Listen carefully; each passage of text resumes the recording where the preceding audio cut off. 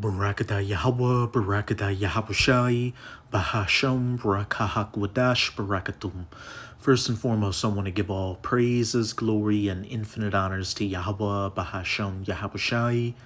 Double honors to the apostles and elders, a great millstone who rule and teach well. In peace and salutations to you sincere Akim out there, pushing this word in truth and sincerity to the four corners of the globe. May you brothers endure until the end. This is the brother Ra'aya with another video, and I'm going to start it off with an article on RT.com titled, Russia Explains Renewed Focus on Nuclear Weapons. Deputy Foreign Minister Sergei Ryabkov has cited the West's escalatory course as one of the reasons for the upcoming drills. Hey, the reason, Russia is ultimately, renewing their focus on nuclear weapons is because they're going to use those nuclear weapons on the West, chiefly the United States of America during World War III. And this is all a part of biblical prophecy. This is Revelation chapter 9, verse 12. One woe is past, or destruction, referring to World War I, and behold, there come two woes more hereafter. World War II, which is past, and World War III, which is quickly coming upon us, which you can say we're in the beginning stages of right now, and it will go nuclear. And the two main combatants is going to be the United States of America and Russia. This is Joel chapter 2. I'm going to read verses 1 to 6. Blow ye the trumpet in Zion, and sound an alarm in my holy mountain, which is exactly what the men of the Lord, the prophets of the Most High, chiefly through GMS or Great Millstone, as well as the brothers that come in the spirit of GMS are doing by going out onto the highways and byways preaching this word, as well as putting up video epistles like this, letting you people know, chiefly our people, that World War III is coming and that nuclear destruction is going to be a part of it. As it says, sound an alarm in my holy mountain. Let all the inhabitants of the land tremble, for the day of Yahweh cometh, for it is nigh at hand. And we can clearly see that the day of Yahweh Bahasham Yahabushai is very nigh at hand. All these end time signs that were said to take place during the last days, which we're currently in, really the last seconds of the last days, are either in the process of taking place or taking place as we speak. Nations rising against nations, kingdom against kingdom, wars and rumors of wars, World War III, nuclear war, talks of famines, pestilences, etc., etc. Oh, and the earthquakes in diverse places. A day of darkness and of gloominess, a day of clouds and of thick darkness, as the morning spread upon the mountains, a great people and a strong.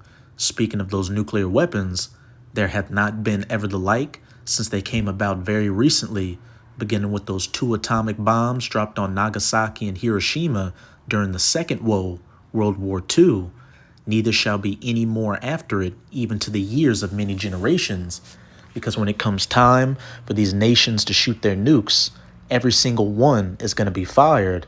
And, after the dust settles, that's when Yahabushai and the 144,000 of the elect of the nation of Israel, who are fishers of men right now prophesying, are going to be hunters of men with spiritual bodies like Superman, going and rounding up the surviving heathens, beginning with these elites and slapping chains on them so that they can begin, building up the kingdom of heaven during the first 1,000 years of it. Verse 3, a fire devoureth before them, that warhead at the front of the missile, and behind them a flame burneth, that rocket booster at the back. The land is as the Garden of Eden before them. You've got cities, people, animals, parks and forests, life going on as usual. And behind them, a desolate wilderness. Hey, that TV show based off the video game Fallout just came out, which deals with society after nuclear destruction. What does it look like? A desolate wilderness, a desolate wasteland. Yeah, and nothing shall escape them. The appearance of them is as the appearance of horses, and as horsemen, so shall they run. Like the noise of chariots on the tops of mountains shall they leap, like the noise of a flame of fire that devoureth the stubble. As a strong people set in battle array. Before their face the people shall be much pained. All faces shall gather blackness or ash or soot. People getting burnt to a crisp by these nuclear missiles, which, let's get Zechariah 14, verse 12. And this shall be the plague wherewith Yahweh will smite all the people that have fought against Jerusalem. And Jerusalem is a people before it's a place. So it's talking about all these heathen nations, beginning with the biblical Edomites, or these so-called white people, chiefly in the United States of America, who have afflicted the true children of Israel, who are known as the so-called Negroes, Latinos, and Native Americans today. Hey, let's see what that plague is that they shall be smitten by. Their flesh shall consume away while they stand upon their feet, and their eyes shall consume away in their holes, and their tongue shall consume away in their mouth. People getting, all faces gathering blackness, people getting burnt to a crisp. And think about that scene from Terminator 2, where Sarah Connor had a dream of the nuclear destruction. She was standing upon her feet while that nuclear fire burned her flesh off of her, burned her eyes out, and burned her tongue out of her mouth to where nothing but her skeleton was left. So again, when we see information like this coming out, which is pretty much damn near daily, that talks of World War III and nuclear destruction, are in the mainstream news, we know that the day of Yahweh is very near, that day of darkness and of gloominess, that day of fire. Russia's recent decision to hold tactical nuclear weapons drills is owed in part to the increasingly escalatory stance of certain Western nations, and you know who the main culprit is, the United States of America. Deputy Foreign Minister Sergei Ryabkov has said.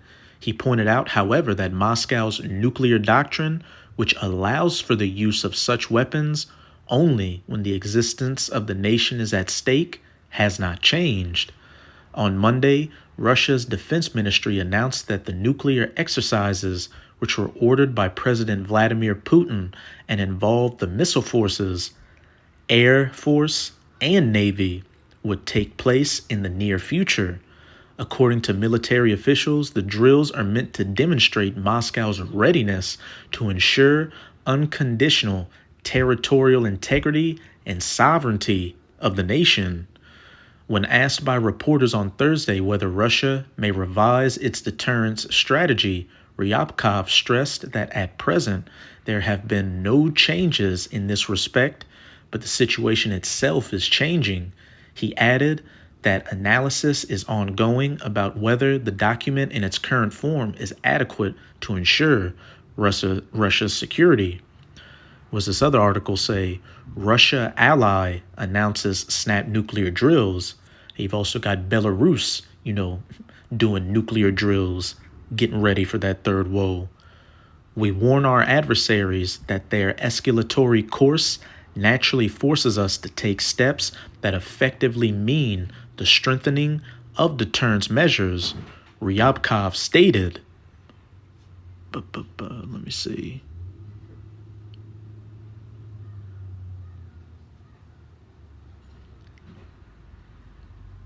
I'll read this last paragraph. Speaking during a press briefing on Monday, Kremlin spokesperson Dmitry Peskov clarified that the tactical nuclear weapons drills were announced in response to a new and unprecedented escalation of tensions on the part of some top Western officials, said with this article. But hey, biblical prophecy continues to take place right before our very eyes, and the Most High, whose true name is Yahweh, is going to use Russia as the main player, to take down, the United States of America, this Western system as a whole. Which I'm going to go to Revelation chapter 13, verse 2. And the beast which I saw was like unto a leopard. And, this is talking about, Esau's power structure, his different rulerships, which Esau first really came into power with what? The Greeks under Alexander the Great. And Alexander the Great was known for having a leopard's pelt on his horse and his helmet, I believe was a leopard's face as well, and his feet were as the feet of a bear. And your feet are at the bottom of your body, at the end of things. And that bear is speaking of Russia, which Russia isn't a part of, those iron toes mixed with miry clay in Daniel chapter 2, the last leg of the fourth beast, the reincarnated Roman Empire, which is this NATO EU system that we're currently living in, that the US, is at the head of. But Russia is damn sure going to be a major player in ending it. And when you take out somebody's feet, you take down the system. And his mouth, as the mouth of a lion, speaking of Great Britain, which, the United States of America came out of. What does it say in Revelation 17?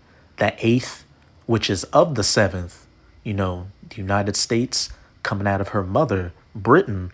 And the dragon gave him his power and his seat and great authority. That dragon being, the ways of the ancient pagan Roman Empire, which this current system is, based upon, and has a lot of the same political, military, and ideological practices of. But as I said, and his feet were as the feet of a bear. I'm just going to read the title of this article on RT.com. Poke the bear and find out. Here's why the West should finally listen to Russia's warnings. The latest scuffle over provocations, which tested Moscow's red lines, shows that simply brushing off the Kremlin won't work anymore. And we know that one of Russia's main symbols is what? The bear. So, hey, everything perfectly lines up with biblical prophecy. The feet that were like a bear is, going to play a major part in taking down this beast. And the main nation they're going to be going after is the United States of America, which in the scriptures is biblically known as Babylon the Great. But now I'm going to close it out in Jeremiah chapter 50. I'm going to start at verse 41. Behold, a people shall come from the north, that north country, as it's further called in verse 9. And what's north of the United States of America? That Arctic Ocean region, and then Russia. And Russia's been building up its military capabilities, nuclear capable in that Arctic Ocean region. And it's a well-known fact that Russia shooting missiles, from the north across that Arctic Ocean region to reach the United States would be the shortest trajectory time it would take for those missiles to reach the U.S. And a great nation, and many kings shall be raised up from the coasts of the earth, from the ends of the earth. Not just Russia's allies like, China, Iran, or North Korea, but even America's own allies that at some point during World War III are going to turn against her and ally themselves with Russia to shoot 200 million nuclear missiles onto the United States. Read Revelation 17, verse 16. The 10 horns which thou sawest upon the beast. The 10 horns representing the EU or the European Union, and the beast being NATO. These shall hate the whore that rides upon the beast, the U.S., and shall eat her flesh and burn her with fire, that nuclear fire. They shall hold the bow and the lance. It is symbolic for those nuclear missiles, because when the prophets saw these visions thousands of years ago, they weren't going to say the Satan II or the Zircon hypersonic missile. They had to describe it, but what they knew during their times, ancient weapons of war like bows and arrows, lances, as it said back in Joel chapter 2, charioteers and horsemen, you name it, and bows shoot arrows. So what? That's those missile silos and other launch platforms that those missiles are going to be fired from. They are cruel and will not shew mercy. Their voice shall roar like the sea. They shall ride upon horses, everyone put in array like a man to the battle against thee, O daughter of Babylon, the virgin daughter of Babylon, Babylon the Great, the United States of America. And when you read Psalms 137, about verses 7 to 9, you will see that the Edomites, these so-called white people, are synonymous with the daughter of Babylon.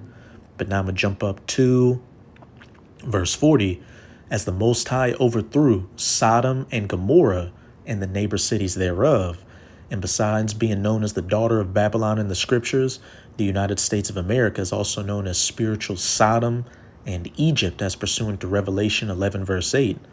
And it's very easy to see why the U.S. would be referred to as Sodom. Just look at what this country pushes heavily, the Alphabet Coalition. And ancient Sodom and Gomorrah was overthrown with fire and brimstone from the sky. And this modern day Sodom and Gomorrah is going to be overthrown with that modern fire and brimstone, those nuclear missiles.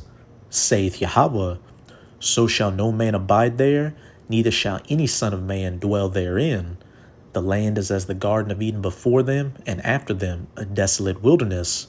When those missiles hit this place, it's going to turn it into the biblical lake of fire, from sea to shining sea, and then a desolate, uninhabitable wasteland afterwards, where man, woman, or child will never set foot on ever again.